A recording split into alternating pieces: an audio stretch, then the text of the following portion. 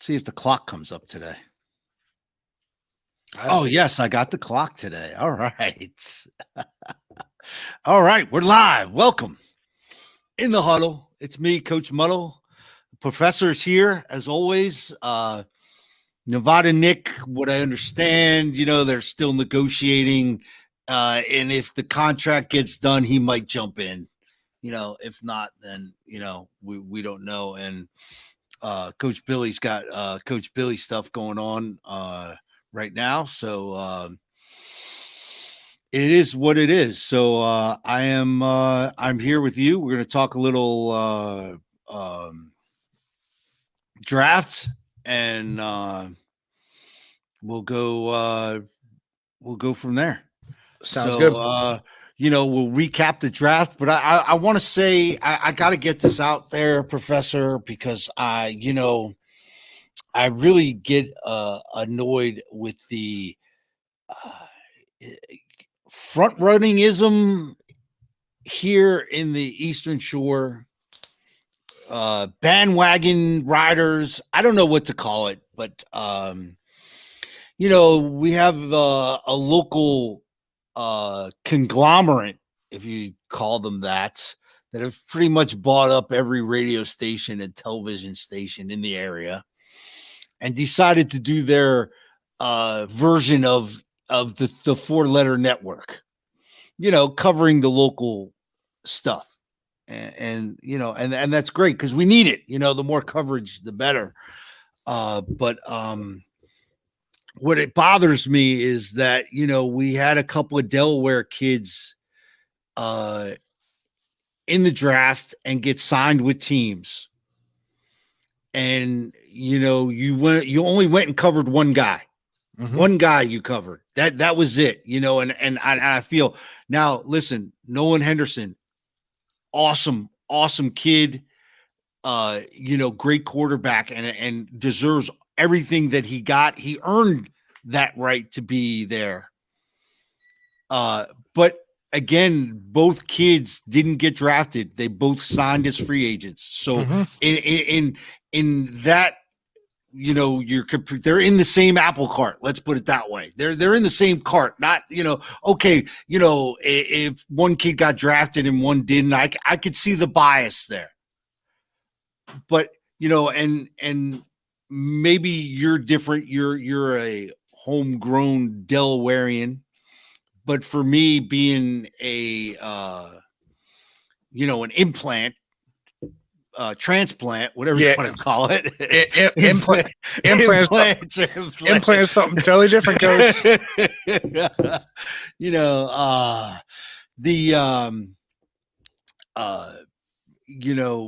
I don't consider anything north of Dover part of Delmarva. Yeah, like I consider that you're like in the Philadelphia market, from kind of Dover north. You know what I mean? It's interesting that you say that because they've done like almost like projection mappings of the Delmarva Peninsula, and I guess in a way, Northern Delaware is part of it if you look at like the map version.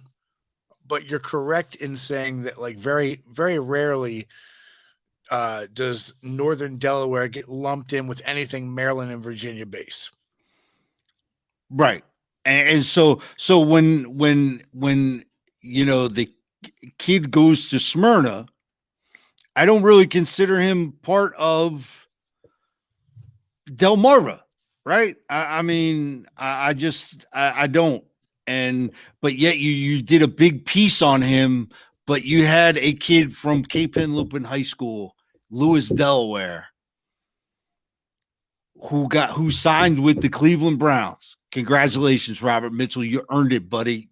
Yeah. And to everybody out there, hard work, you reap the rewards of that hard work. He busted his butt, and now he's suiting up with the Cleveland Browns next week for their rookie camp, which is awesome.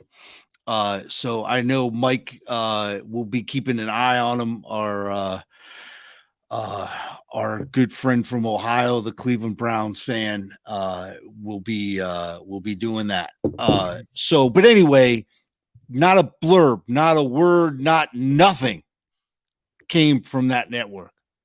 Not one thing, but they did a great piece on Nolan. Let me tell you, they did a great piece, and like I said, nothing. It's not negative towards the kid because he deserves everything he got. I'm just poo-pooing the network. If you're going to do it for one, do it for both, and shine some light on the dim light that gets shine down here. I would even venture to say that there's even more of a reason to do a piece on Robert Mitchell because he was not on a championship football team. He was on a team that was actually built, a program that was built back up by Coach Collick, yourself, and others. Mm-hmm. Mm-hmm. And Coach Collick found these pieces to create this new culture, and Robert was a part of that. And so, right, he didn't have the notoriety of being a state champion, which makes it even harder in a state like Delaware to get yourself some notice. Right? Think about this is not I used to have a stat for the kids to show, where and this is probably going back 6 or 7 years now, but Delaware had like one kid get a D1 football scholarship that year. Mm-hmm. One kid out of got to be over 1,000 kids playing football in the state of Delaware. You know what I mean? So that goes to show you it's pretty tough. And I mean, the kid took the route of, he took the JUCO route, which, a lot of guys have to take that route, and it worked out for him. And it's it's awesome. Really excited for him, and can't wait. I think he's gone to I don't think you could have asked for a better place. Bill Callahan is probably the best O-line coach in the business. I think still to this day, you're probably right. So he's one of, hands down. So you're going there with a top-notch guy. So I think he's got a great opportunity to be to stick around for a while. Yeah. So we'll see. Now, with that, go ahead. I'm sorry. I was going to say, and he's the type of kid that's going to fight no matter what. So, no matter what happens, we know that he, if he sticks around or if he's gone after the mini camp, he can have his head held high because he will do everything within his power to get on that team. Yes, yeah, and at the end of the day, you got to suit up in a Cleveland Browns uniform in the NFL, regardless of the team. You got that shield, and you can say, I was in an NFL camp. Mm-hmm. That's more than any of us can say happened to us. I mean, so that pulls some weight. So it'll be it's exciting journey. It'll be fun to watch them. Now let's get to some of the draft stuff. Before we get to your team, what surprised you in the draft? I mean, round one, anywhere in the draft. Let's just, there were some guys and some scheme fits that I just scratched my head at. I scratched my head at the entire Detroit Lions draft, and that's a team that I've been high on my praise. I've had a lot of high praise for them. I think that they're going to struggle. They're going to be a team that people are going to struggle with because the culture's changing. But that draft just had some serious head scratching moves. A running back who wasn't even projected to be top 20, goes right after Bijan Robinson. I also Mhm. thought that was another head scratcher for me is with all the needs that the Atlanta Falcons had, Right. you go running back and these teams at the top that passed up on some serious, you know, uh, edge rushers and, defensive line help. I was just kind of shocked. Or cornerback, a shutdown cornerback. I think some of these picks were reaches. I also thought I think it was the Washington team that took the guy that I said, I was very shocked at because I think he played college ball at 166, right? They claim he's one they claim he's 180 now, but that he played college ball at 166 as a corner, and I'm just like, that's a string bean in the NFL. Right. Right. So I agree with that because I was surprised that uh like you said, the running backs going as high as they have, considering the landscape of the NFL and what's going on with it, with the running back position anyway. Um, and I think also a guy like Joey Porter Jr., who fell all the way out of the first round, uh, was really shocking to me because, and uh, I had him over the guy the Giants took. And they were both there at 25. And I thought, oh, here we go. I mean, I am a guy who likes the taller DB mhm. guy, but from everything that I read, he just fit the scheme better than Porter Jr. did. So um that's what kind of surprised me anyway. Yeah, there were some big surprises, like you said, especially like Joey Porter Jr. talent wise should never have fallen out of the first round. And there were teams that just kind of just seemed to reach. I loved Bill Belichick. The minute Christian Gonzalez kept sliding, Belichick couldn't wait to turn in that card. Right, right. It was the fastest pick that we had all night. Um, I did think that they actually paced this draft a lot better the first round than they have in years past. It felt like we weren't waiting too terribly long for all the picks. Right, we weren't up to midnight, Yeah, because I remember when back when we were on that 4-letter network and we're yeah, doing it live, remote somewhere, and geez, it's still midnight and we're waiting for the 31st pick, to still go off, and it's like, oh my god, can I at least when am I getting home? It's like, and this is exactly the draft I was thinking about. Where I had in mind, where I was like, man, it used to be just a marathon and too much, and now they've paced it out very well. So I got to say, kudos to the NFL for that. Um, yeah, overall though, I saw some head scratching picks. and also thank goodness for Deion Sanders, who has a bigger reach than I do, obviously. And that I am a big HBCU guy. Yeah, Having worked there and in the MEAC and whatnot. So that's the other head scratcher. You're telling me that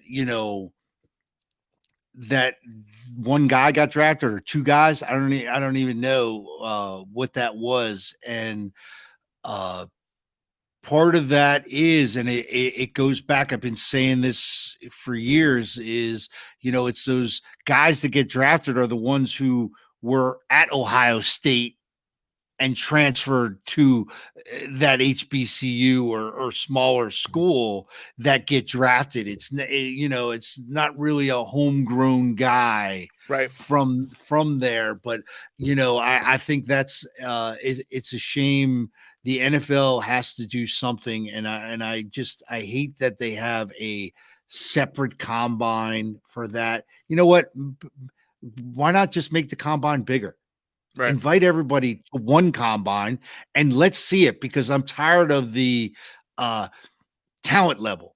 stop using that as an excuse, because enough talent has come out of that level of competition that I just find it that we got to get past that and get these kids more looks, and get them on the field. You're spot on, especially because when you're talking about inconsistencies within conferences, big conferences, we know certain schools who will get guys that are drafted who are busts, partially because of the conference they play in and because of the school they're at. When it's very consistent, a bust, but you're drafting based on that school and the Right. pedigree. When my thought is, you made a great point about the HBCU guys getting a little more shine.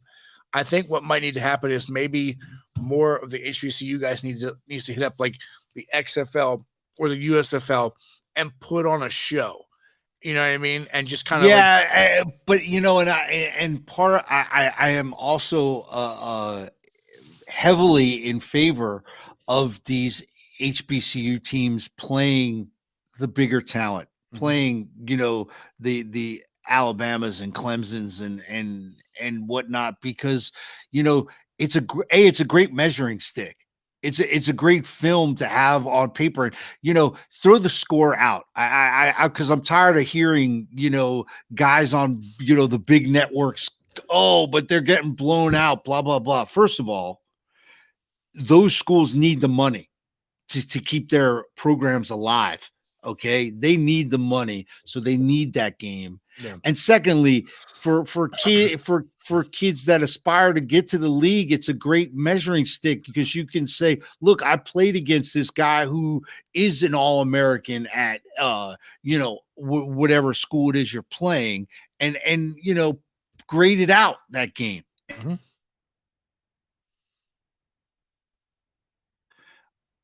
There we go. I don't know what's going on all of a sudden. It's funny, and I think it's the app. And I apologize, everybody. We blip out, but I have full bars down where on my computer screen, but yet up on the little window I have here of our broadcast, it says that my signal's weak. And I don't know why the two do not match up. I can't understand it, but. That's odd, and part of the reason that the scores are always a blowout is because the HBCU has three good players, like three standout players, and then and some lesser talent maybe than say like an Alabama. Oh, you absolutely, come on, let's face it. You're getting those schools are getting the 1%ers that are good, that are, they're getting Mr. Texas, Mr. Alabama to come to their school where you're kind of, I don't want to say getting the scrap heap, but you're not getting a lot of those guys. Now, Deion Sanders did a great job of bringing those guys over, in hopes to get more shine on them. And, unfortunately, when Deion left, most of the lights went out with him. Mm-hmm. So, yeah, and that is unfortunate, because like he was doing a great job with bringing attention to Jackson State. Yeah, absolutely. But and like you said, like also like different factors too. Where you played ball in high school, your GPA, all these things can kind of come into a factor. If a school's going to take you, if they're going to give you the scholarships, all that stuff. Right. I mean, we know some people that to this day, I feel like Sammy Moore could step on a field and contribute. Oh, absolutely, man. That dude was a stud, man. Absolutely. I tell him all the time. He played way down. He was a D1 guy. Should have never been at that level where he played college at. But yeah. Anyway, now I have to say this for things that I read after the draft, Professor, that the New York Football Giants were desperately trying to trade up to get your guy. and You talking about Lamar? no, to get the receiver you guys drafted. Okay, gotcha. So and I'm like, thank goodness that didn't happen. Because I mean, did I not sit here last week and say a couple of things? I said, and anybody can play the tape. Look, I said, uh, the kid from Georgia doesn't fall past the Eagles if he gets that far. Mm-hmm. And I said the Giants should trade back, but I wouldn't be upset if they picked a corner. Or we desperately need a center. I think it's a reach at 25. Maybe they're able to trade back, somebody trying to trade up in the first, and they can get their guy there. But man, did everything fall into place for the Giants in the first 3 picks for them anyway. They got a corner. Again, I would have went with Joey Porter Jr. because of the height. But he was a better fit for Wink Martindale's system. Right. And we got a center. So excited about the center. You have no idea that, I've been saying this for years. We are so desperate for a center. And then to have the receiver from Tennessee. And did I not say I like that kid? I don't know that he'll be around, but that would be a great pickup. And there he is. He's around, and the Giants get him. So, I think I can handle the I can't even say the word. Help me out, Professor. Prognostications. Prognostications. Yep. Thank you, because I can't say the word, man. It's the I've been cursed by the bacon devil. That's my problem today.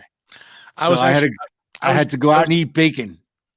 I was just gonna say it was probably the bacon devil that made you stumble your words. Man, gonna be my new excuse from now on. The bacon devil made me do it. The bacon devil made me do it. Yeah, what an awesome draft for the Giants, just addressing, need after need after need. Still equipping Daniel Jones with some much needed weapons, which they've already addressed a lot anyway in the offseason. So that's a good look for Big Blue. That's a good look for the NFC East. I thought, except for the Redskins had that head scratcher, I thought all 4 teams, I mean, obviously the Eagles hit it out of the park. And I mean, I really thought with the 30th pick that safety from Alabama was still sitting there as well. And I thought, man, how perfect for the Eagles. They get their D lineman early, and then they help the back end late in the first round. But they wound up going with 2 DNs. Kind of surprised me a little. But listen, in today's NFL, you really can't go wrong with defensive guys that can rush the quarterback. I think it's one of those situations too where you look at like. Hold on, I'm sorry to interrupt you, Professor, but listen. So, we got the contract signed. He's back in tough negotiations. Right. He had to hold out a couple of shows, but now he's back with us. Welcome, Nevada Nick, as we were just getting into some Eagles talk, kind of. Yeah, I love hearing Coach pat himself on the back about his predictions. I mean, it'd be like if I was getting ready to run a mile, Coach would be like, I predict Nevada Nick can't run a mile in 4 minutes. Everybody said Jalen Carter wasn't on after 10 because everybody knew the Eagles were going to take him. Their biggest loss was Hargraves, and you knew obviously, they would pick him up. But go ahead, Coach. Sorry, but for the Eagles wise, I mean, let's be honest. I mean, Howie's the talk of the draft right now. I mean, and one thing you need to look at with the Eagles, if you really look, okay, they had 2 times in the last 6 years that they were, the roster wasn't great. Obviously, after Chip Kelly, and then after they fired Doug. And Howie turned that program around, and basically with new quarterbacks, new coaches, that in the second year, you're in the Super Bowl. Okay. And that's really impressive.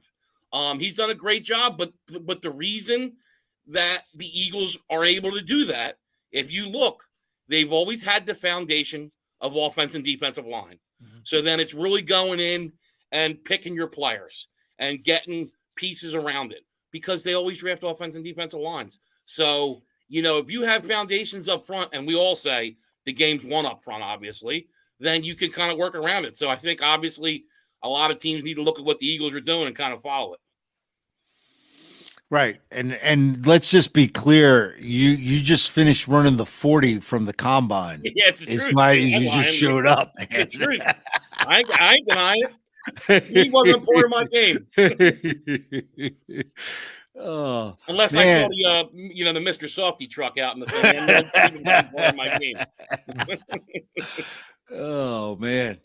So before I forget, Nevada Nick, next time you're down this way, I've already turned the professor on. Shout out, thank you to Wilson's Scrapple egg cheese with jelly, grape jelly, game changer. Wow! If you have not, you got to, and that's the place to go, man. It's a hole in the wall out in the country, and man. Game changer. It does. It has a different dimension. Nick, if you've ever had like that IKEA Swedish meatball, like the sweetness, the savory with the sweetness, that's what it does with the Scrapple. It's actually, I was impressed because I was not. And by the way, what I did also, I preemptively covered my butt on a bet with Coach about where DeAndre Hopkins was going to end up, and I just paid for the meal, cause just in case. But. I like obviously, like, everybody thought Jalen Carter's going to go to the Eagles, but what a great organization too, because he's going to be learning from veterans like Fletcher Cox, Graham, like just like guys who handle their business, and just model citizens. So any character concerns that he had, he's going to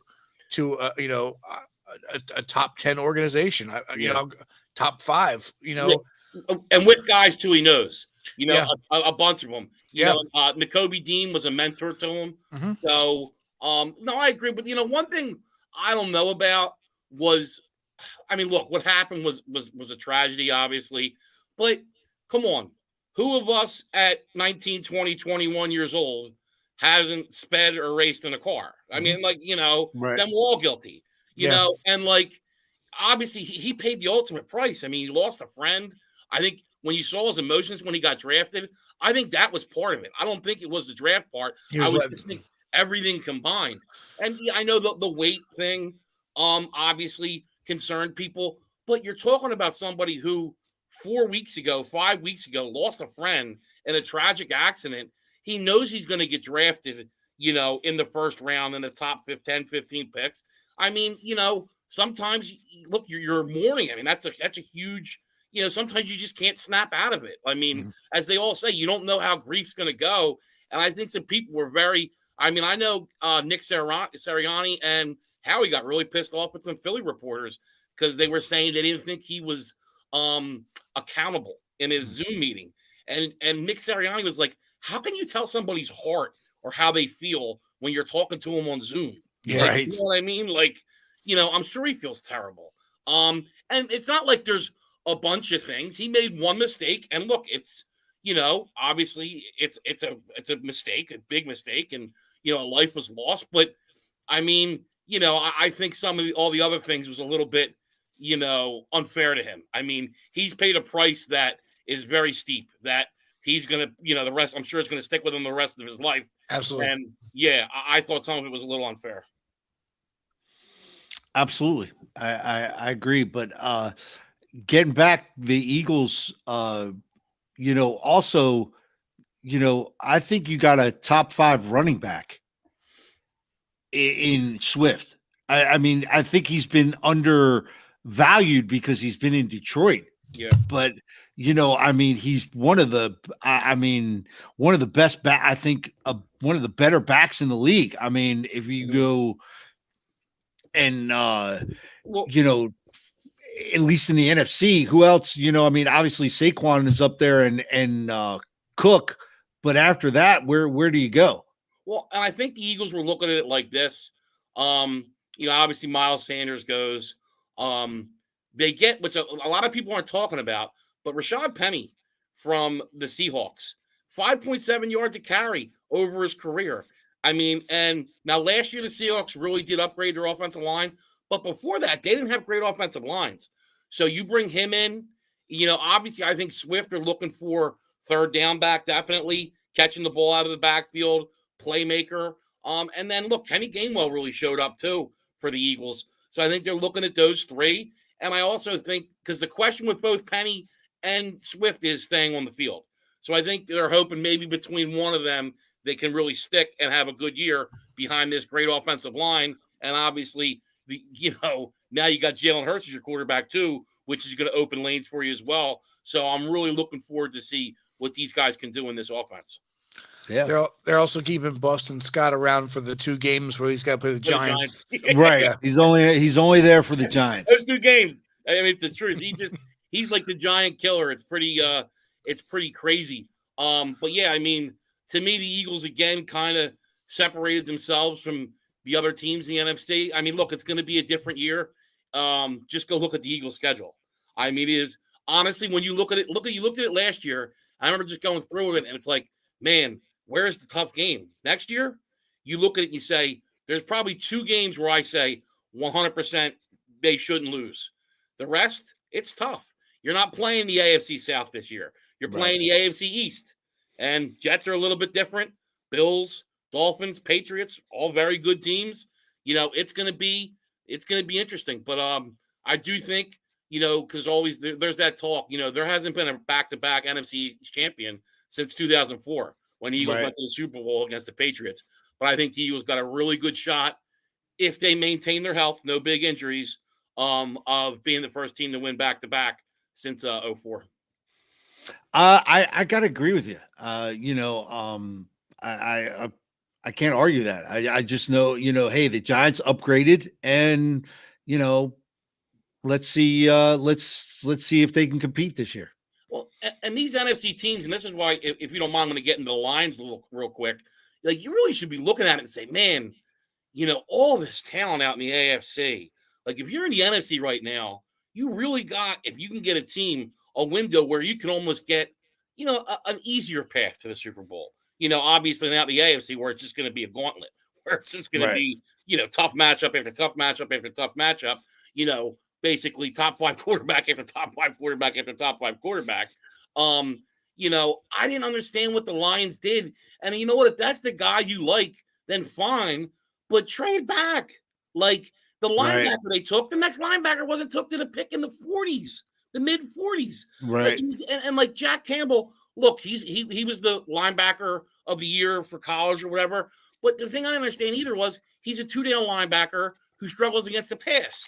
And like, a lot of these guys now, you're getting in defenses from the start with the pass. That's why you see nickel all the time. Right. I mean, it just didn't make sense to me then. If you like those guys, well, then move back, get capital, and draft them later. I mean, but to me, the question let's not forget that Detroit defense stunk in the beginning of the year. And, you don't want that again. I just was surprised. I mean, look, they did have some nice offseason acquisitions, getting Gardner Johnson from the Eagles, Emmanuel Mosley from San Francisco. But to me, it's just like, I would have went defense. I mean, the Lions aren't far off. They're a team that would have worried me. They were a team that if they got into the playoffs, worried me for the Eagles. I mean, because they can score. Their offense was really good. And that's what kind of surprised me, that 2 of your first 3 picks, you go offense, when to me, I thought more of the need was for the defense. Yeah, I agree with that, because I felt like, now that Aaron Rodgers is gone, I really think that the Lions have like catapulted to the top of that division, because you have, I mean, Minnesota, but you still have a quarterback issue in Minnesota, and I don't think that is terrible, Coach. And their defense is horrific. So that's why I just put Detroit just kind of jumps to the top of that division. They're the overwhelming favorite in Vegas, and I can't remember the last time the Lions were the favorite to win the division. Probably 1949. the days when Barry Sanders was around. Maybe. Yeah, maybe that's true then. too. Yep. It's pretty damn wild. And look, the Lions are still going to be good this year, but and Gibbs is a good running back, but like it's the same thing with the Falcons. Who was going to be the guy? And I know Robinson was going to go in the first round, but I still don't think he was going to go in the teens. I think he was going in the 20s. All these other teams know you're just not going to see it. You can see it. Me and Coach been talking about it for years. I know Professor has mentioned it too. First of all, there's no second contract for running backs anymore. It's just extinct. The only one that's worked out is Derrick Henry. The rest were all falling apart. And, in the first round, this is the first running back to get drafted, in the first round since Saquon. Yep. Yeah. So, and kind of, head scratching. Yeah. Yeah. Especially with Detroit, because that kid was a second round. He was graded a second rounder. He wasn't even a first round. He was shocked. Yeah. I mean, when they're coming up and telling you they're shocked, it's just, and then to go back with the linebacker at 18, when you honestly probably could have went back, even if you're worried and say, oh, well, somebody's going to sneak in. Well, then go into the 26, 27, 28. Going back 10 spots, you're going to still maybe get a second round pick plus more. Why wouldn't you do that so that you can get? Because I actually like what they did. I mean, because they did get our guy Branch that we talked about, Coach. So I did like that move. They got a tight end.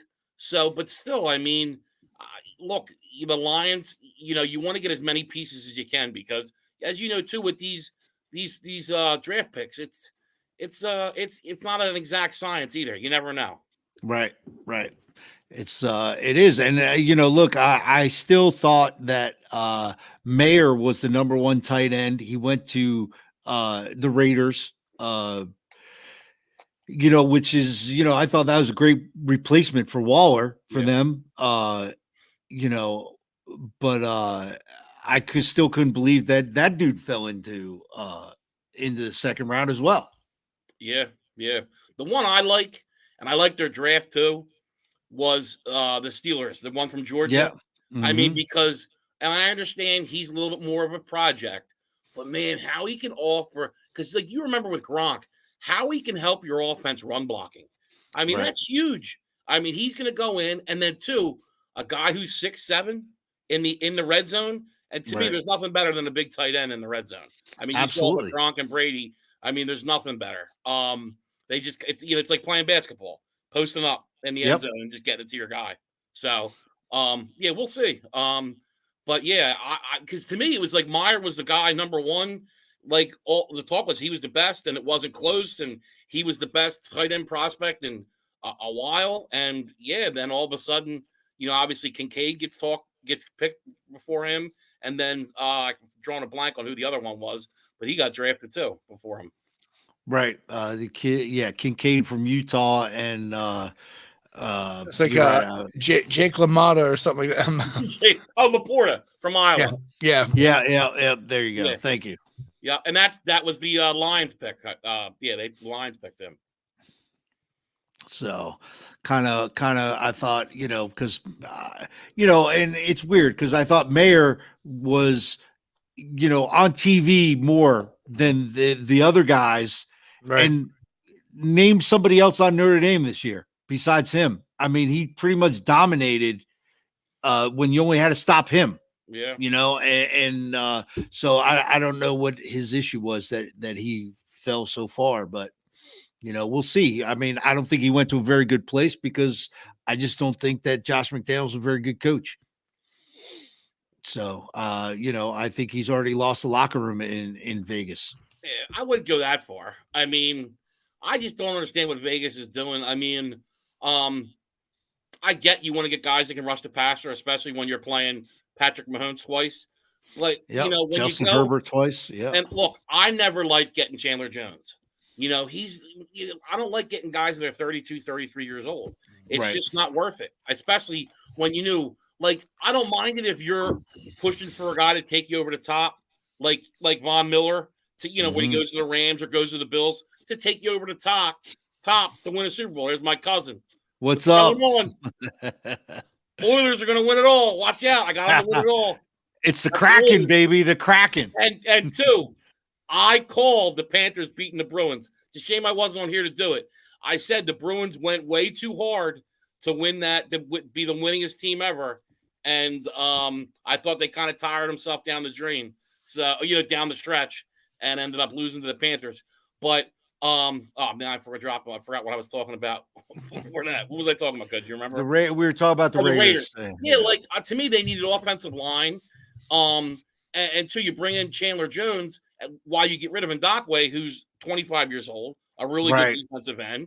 And so now you draft a defensive end early. So you got Crosby, Chandler Jones, and him. I thought the secondary needed help.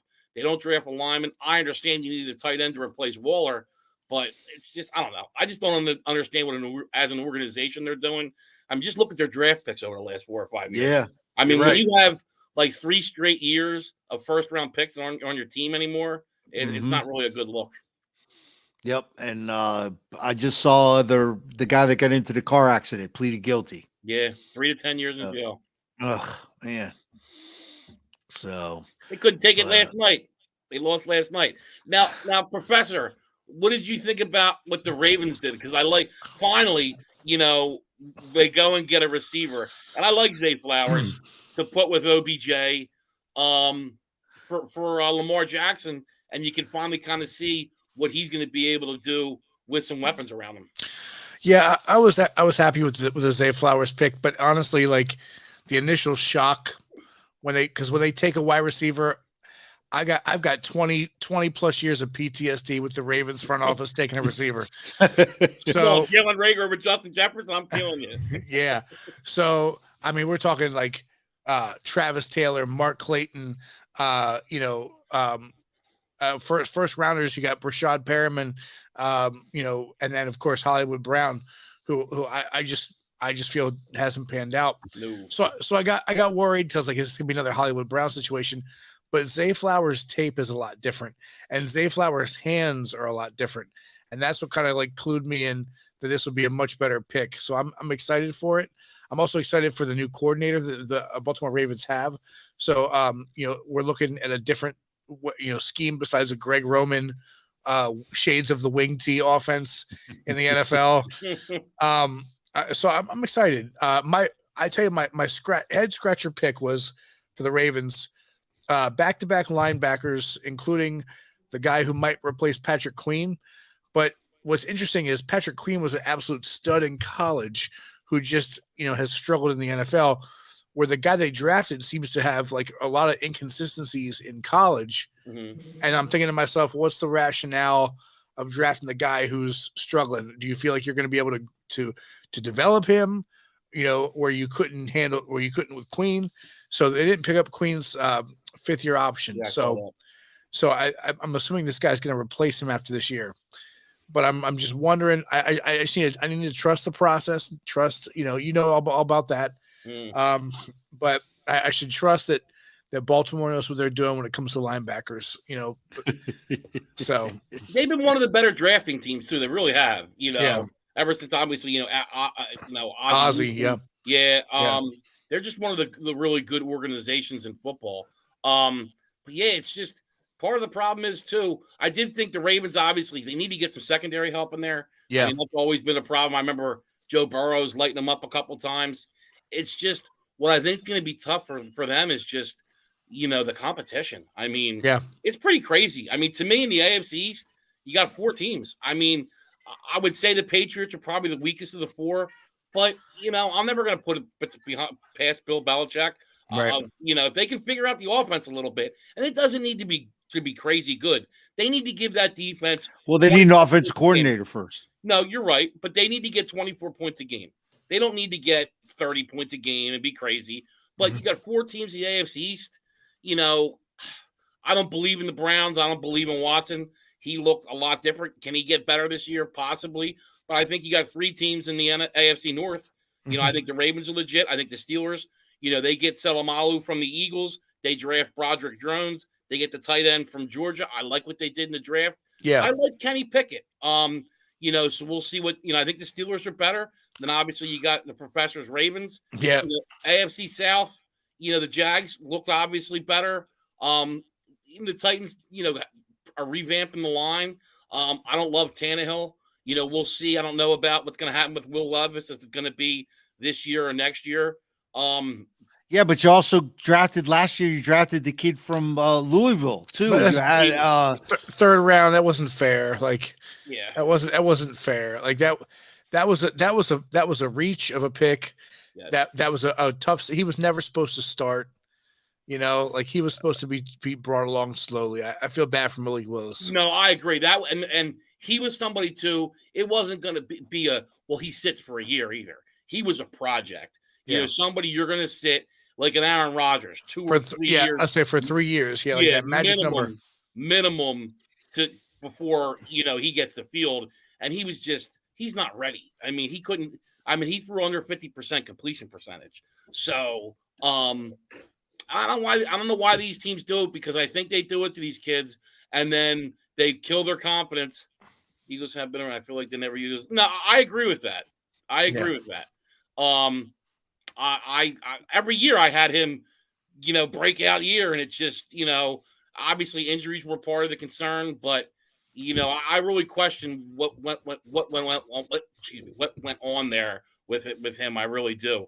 But yeah, and then too, the AFC South, obviously you got the Chargers, you got, the Chiefs, and then too, look, the Raiders are still the Raiders. There's talent there. I don't think they're a playoff team, but, I think the Broncos could be interesting now that you bring in Sean Payton and you get rid of that, right, joke that they had at head coach. Because I think Sean Payton will change things there quickly. The mentality's going to be different. It's going to be, he's going to toughen that team up, and their defense is good. So if they can get the offense rolling and get Russ right, that's going to be a good team. And you're right about how different, like how much of a dogfight is in the AFC versus the NFC. Yeah, it's apples to oranges. Rodgers moving over just made things even crazier. Real quick before I say anything else, when they drafted Broderick Jones, the idea is they're going to nickname the offensive line for the Steelers the picket fence. I like it. So okay, yeah, I like it. But that was their problem, And look, you get a good guard in Selamalo, you get a good tackle. So I'm interested, because I felt bad for Najee Harris. I mean, he's a good running back, but if you got a bad line in front of you, it doesn't matter how good you are. They've wasted the first 3 years of his career for sure. Oh, 100%. So we'll see. The Giants really upgraded their offensive line, so we'll see how it is this year.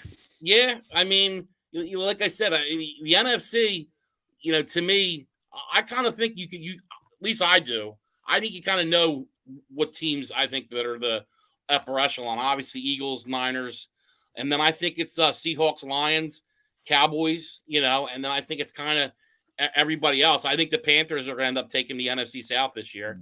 I just, they have a good defense. I think Bryce Young will come in and be successful. I think Frank Reich's a good head coach who got a bad rep in Indy because he had a crazy owner. The craziest. Yeah. He didn't want to get rid of Carson Wentz, and he got forced his hand there. And then it's like, you bring in Matt Ryan at $30 million a year. Everybody can see Matt Ryan was done. And it's just, if you had to get rid of Carson, fine. But to me, it's like, go get Jimmy G then. At least it's somebody younger and somebody you're giving him a shot. What was Matt Ryan going to do for you? I mean, once again, you're putting a Band-Aid over something. Like, they needed to get on to something that was going to at least be, that was sustainable, that you could build. Like, once again, you're just trying to, like I said, put a Band-Aid on something that is not going to be the permanent solution to your problem. Right. And we just real quick, we need to mention too, like you mentioned the Seahawks. What a draft for the Seahawks, and what a receiver. Geno Smith is in the best possible situation to just keep extending his career. A guy that I thought was going to be out of the league is probably going to be playing until 36 now. Yeah, well, but that's the biggest thing at quarterback that I don't think people understand when they see some of these guys like, oh, he's a boss, and it's like, yeah, but getting put in the best position is the most important thing. Come on, look at Vinny Testaverde late in his career. Yeah, 100%. I mean, come on, in Tampa, he was terrible. He was considered a bust, and all of a sudden he's taking the Jets to an AFC championship. I mean, like I said, you look at Rodgers, who falls into the 20s, you know, and drops into the Packers where he sits for 2 or 3 years, and then he comes in and there's year 2 or 3 of him playing, they win in the Super Bowl. Mhm. I mean, it almost benefits you, just like Big Ben falling to the Steelers and getting drafted there, and they go 15-1 in his first year. I mean, it's really about the situation, and you see Geno, and look, Geno's better than he was with the Jets. I think he's grown up, he's matured. You know, I think he learned playing under Russ for a couple of years. But man, I don't want to be the defensive coordinator trying to figure out how to stop the, not Megatron, excuse me, but freaking DK, Tyler Lockett, yeah. DK Metcalf, and then Yeah. you got. I'm telling you, and Professor talked about him thoroughly, a week ago. You know, Smith and Jigba, the kid's a stud. I mean, 300 yards and 4 touchdowns, like I said, in the Rose Bowl, and 15 catches. I mean, he's going to be really good. And to think that he's going to have single coverage, he's going to be in the slot. I mean, it's going to be interesting to see what they can do. I mean, Seattle's going to be very, very tough to stop offensively. Yeah, and they get Kenny Walker back again too. Like, we're not even talking running backs. Like they got a stud running back now. I was just gonna say who's running the football, but Kenneth Walker III. He was killing it last year before he got injured. I picked him up in fantasy. He was really good down the stretch. Yeah. Yep. And to look defensively, they have a Pro Bowl corner. They draft Witherspoon from Illinois early. So I mean, look, I really like what Pete Carroll has done there, and they're going to give San Francisco a run for their money in the NFC West. It's going to be interesting, but yeah, they're one of the teams to watch out for in the NFC. They really are. Yeah, agreed. Absolutely. And like I said, Coach's Giants. I just think Danny Jones is going to be the problem. I do think they can win. I think no. And look, I'm not. I'm not going to argue that, because now the Giants have put everything in place. Hey, there's no more excuse of this, that, and the other thing. It's shut up or get the hell out. I mean, or put up or get out. They're going to win. So. But my thing's going to be when you get to the playoffs and you're in those big games and you need your quarterback to be your guy. Is he going to be able to do it? And look, he just hasn't proven it yet.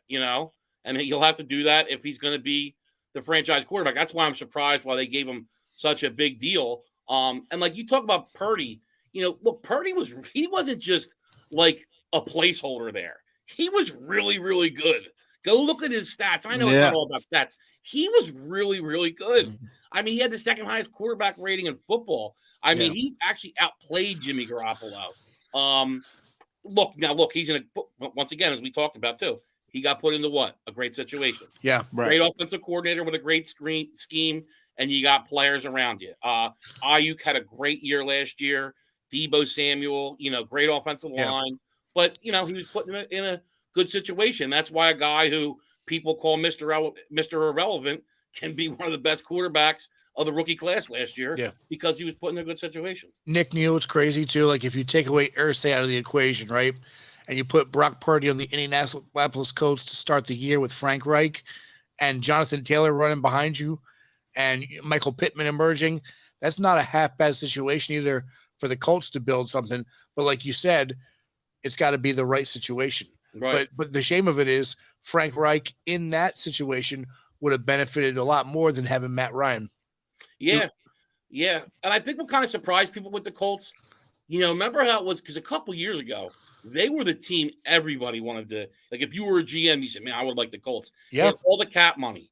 You had that great offensive line. And then, Nelson, since he signed, he's been good, but not the best guard in football. I mean, he was unbelievable. Ryan Kelly, now he's had some issues too. I think he lost a child that, like, when she was born, I believe. Yeah. So he had some tough things go on. But, he was a Pro Bowl center. He's had some struggles. But, the line, but they weren't as good on the outside at tackle. So, but, they kind of struggled last year. They did have 2 statues at quarterback with Wentz and then and guys that like to hold the ball too long, and Wentz and Ryan. Yeah. But, that was one of the surprises that their line wasn't, much better. Yep. Carson, where does Carson Wentz go now? If I'm him, home. No. I think there's one place you go, and it's would be perfect for him. And I think it's the place I would go, and I wouldn't want to go anywhere else. Kansas City Chiefs. You go to play in an offense he knows. He played for Doug Peterson. Andy's known as like a quarterback whisperer. You go play for the Chiefs. You sit behind Mahomes. You learn from Andy Reid. And two, if something happens to Mahomes, one, the Chiefs now, you got a good backup quarterback that it's not, everything's done. You got a guy maybe under Reid. Who knows? Look at Vic when he came to the Eagles. They went to Cobb. Cobb goes down, never got his job back. Now that's not going to happen. The Chiefs, Mahomes is Mahomes. Right. I do think in a situation like that, I think Wentz could be successful. I really do. And I think that would be perfect for him. I really do. I think the Chiefs would be perfect. All right.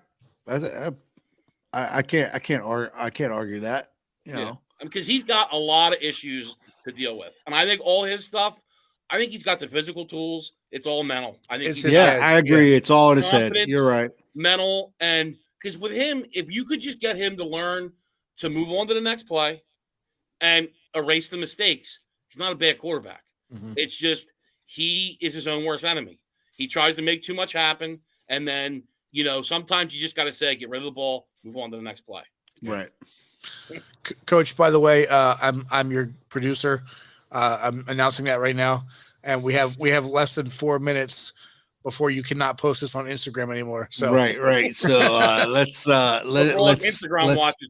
And Jay, I know Wentz sucks, trust me, but I still look. No matter what, the Eagles still always make the pick because you can't deny without Wentz we don't win a Super Bowl. I understand Nick took us over to the promised land, but Wentz did set the table. Yeah, I agree with that because I don't think Nick if he plays the entire season. I don't think you guys do what you did. Absolutely. And he was on his way to that MVP. It was MVP like season. Yeah, we got hurt. Yeah. The one thing I'd love to see though is what would have happened if Wentz would have stayed on. I don't know if they win the Super Bowl. I just would like to see because you're right. But Nick Foles was just special that year. It was a weird like it's just something that it's that extra intangible that you just can't really like put pen to paper. It's not a stat. Yeah. And I don't think Wentz would have played as good as he did in the Super Bowl. I mean, Foles was almost perfect in the Super Bowl. Yeah. Right. Yep. BDN. It's the truth.